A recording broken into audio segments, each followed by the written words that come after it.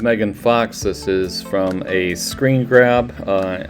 Transformers is the movie. This is a kind of a famous scene of her opening the hood of a car.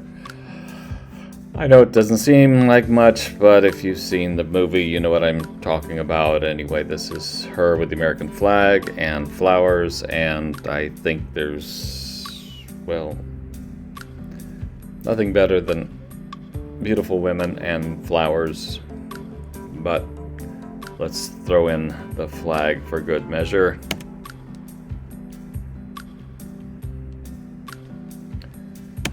This is the Canadian Olympian Alicia Newman in a cold tank. She's on Fans Only now with a lot of very, how shall we say, risque content, even though she's still an Olympic athlete. And this is her in a cold water tank. The original photo, of course, did not have her in a cold water tank that looked like an ice cream cone. But, and then we have people up above watching her. Those figures are from, I think it's Frank Miller's Sin City. One of the two, either the original or the second one.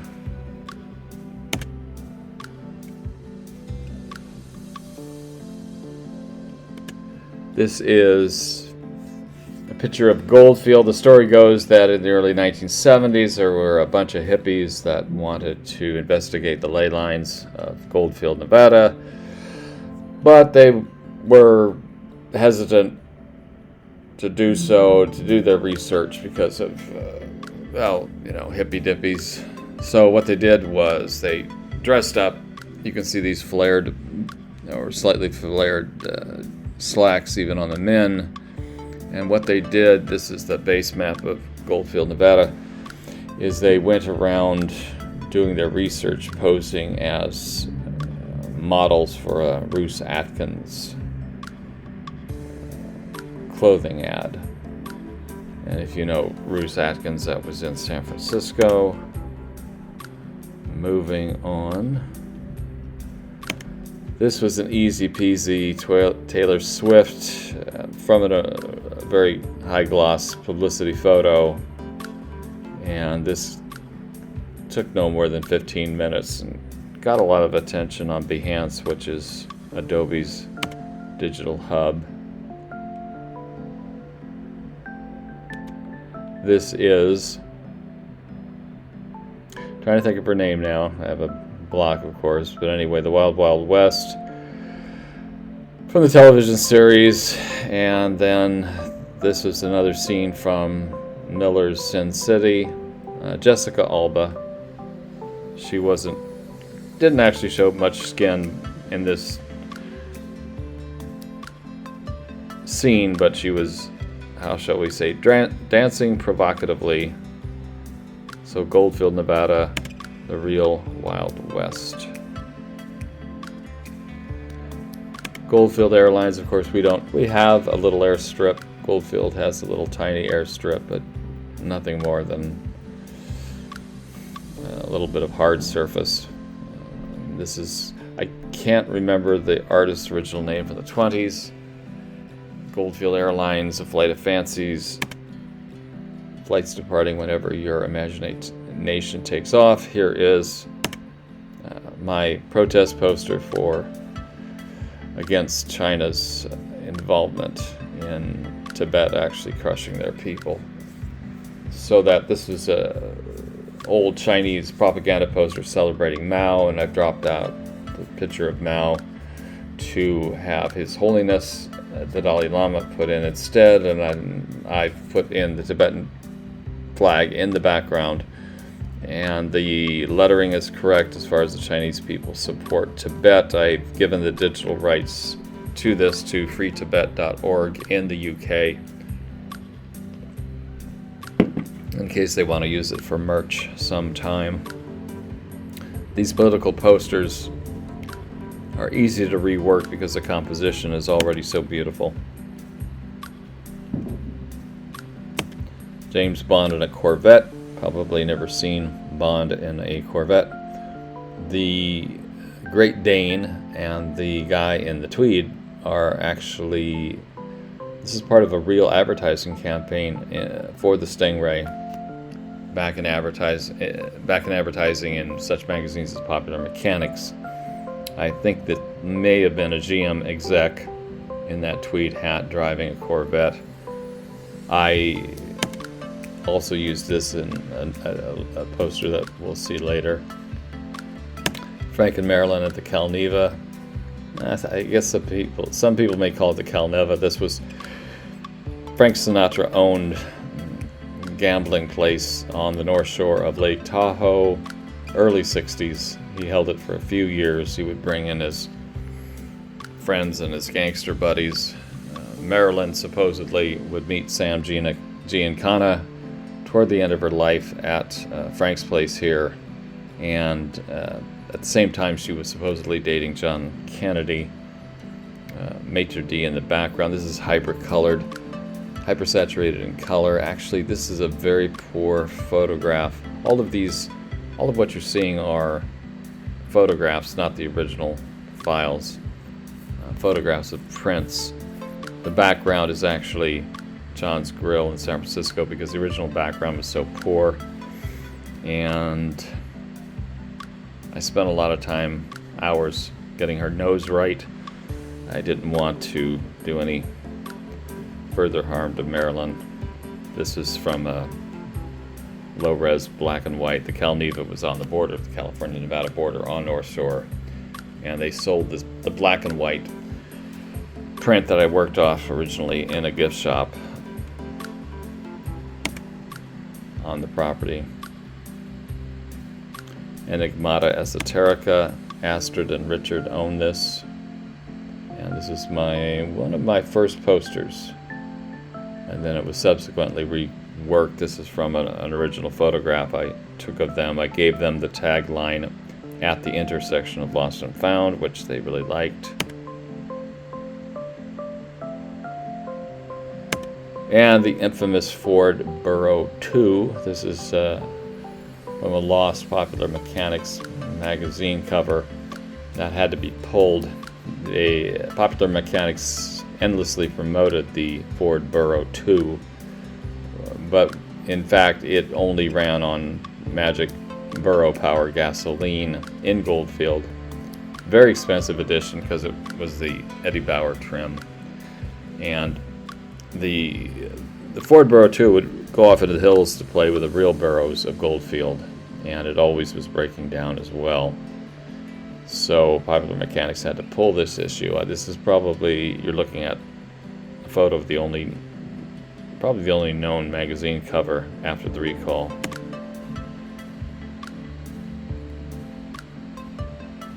Artistic Manifest Destiny. Yes, and again, the colors here are very weak.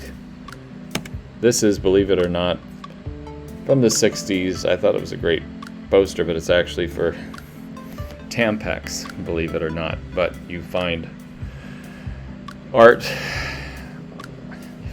where you find it, right? Does that make sense? And this was an advertisement in mid-1960s Playboy, just fooling with colors.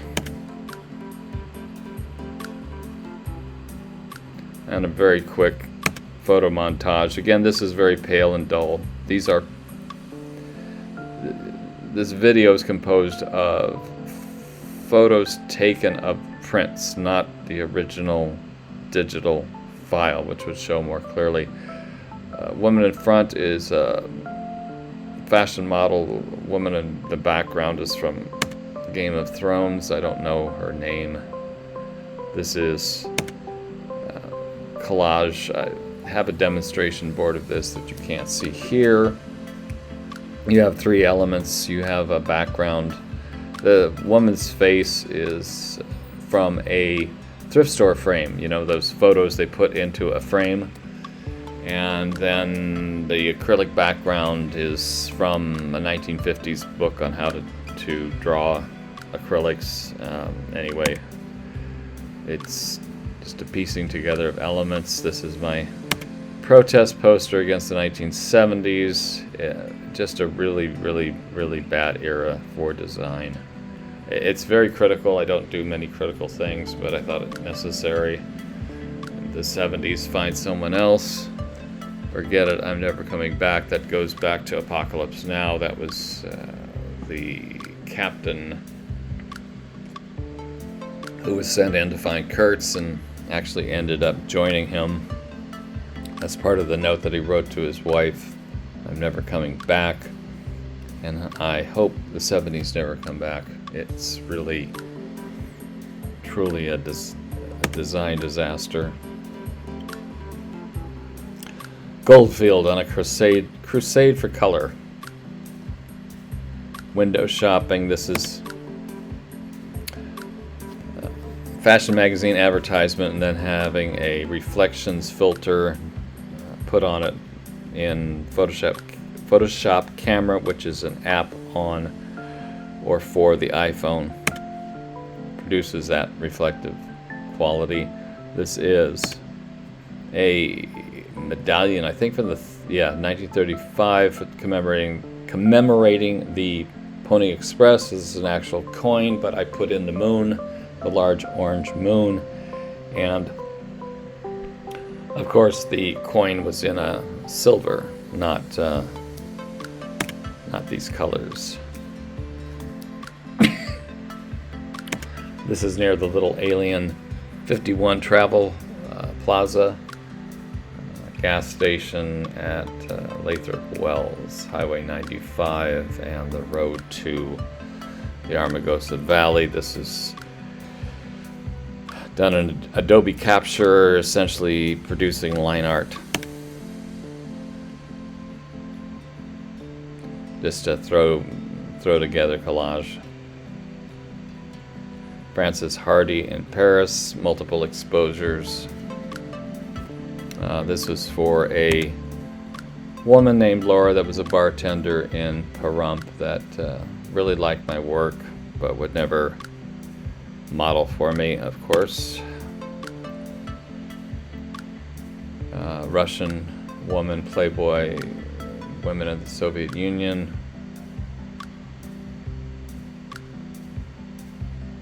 A house that Brigitte Bardot built, BB. This is from a single photograph. She has such a great smile, and I was trying to figure out what to do with a single image when that's all you have. So there you go. This is actually a fairly unretouched photograph of a boxcar that used to be outside my studio in Goldfield, Nevada. 1970s lettering. And again, it's much more vibrant when you see the digital print or the poster that I did. This is really pale by comparison, but it's wonderful vinyl lettering. Hello, my name is Mr. Ed. So that is a horse from the UC Davis Equestrian Center, their horse barn.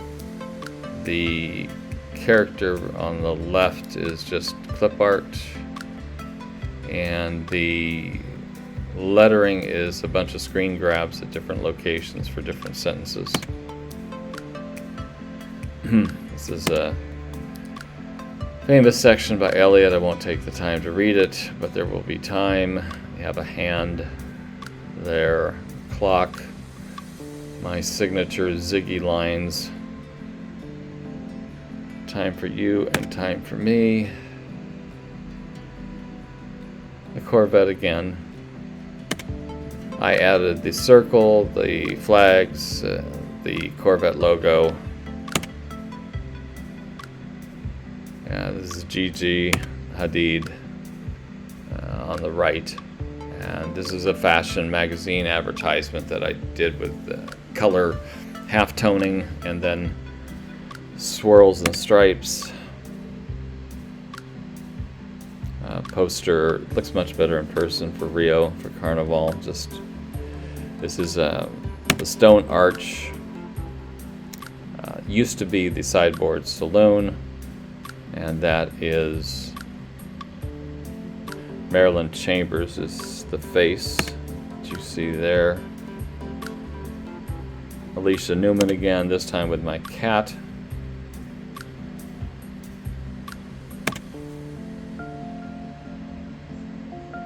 And this is Margot Robbie appearing in, I think, The Big Short, that film.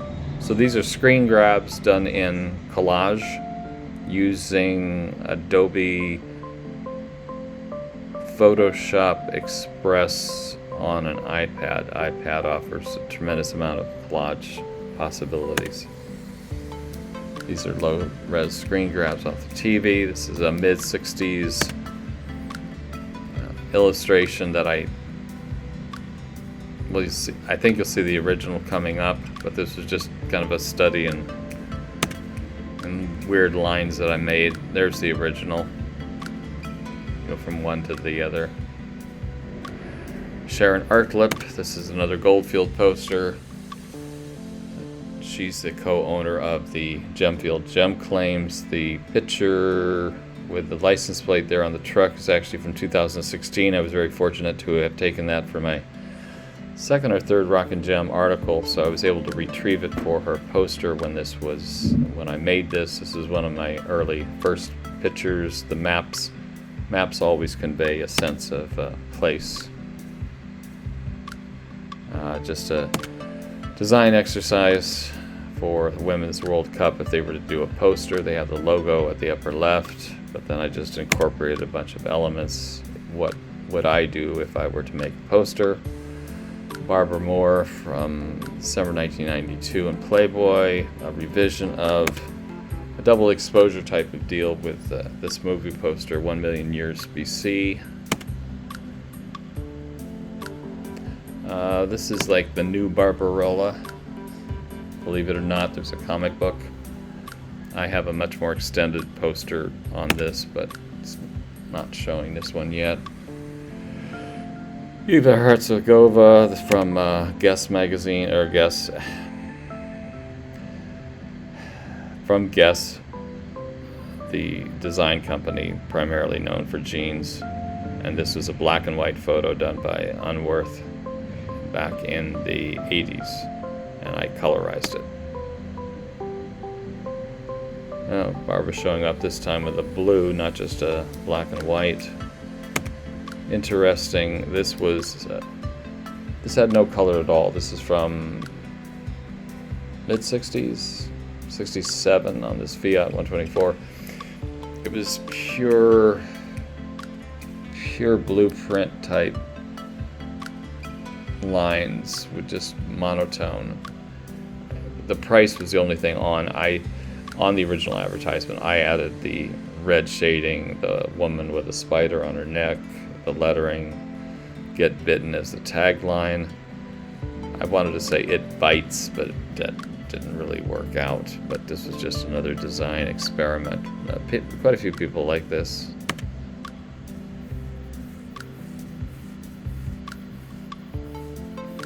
And that appears to be the end.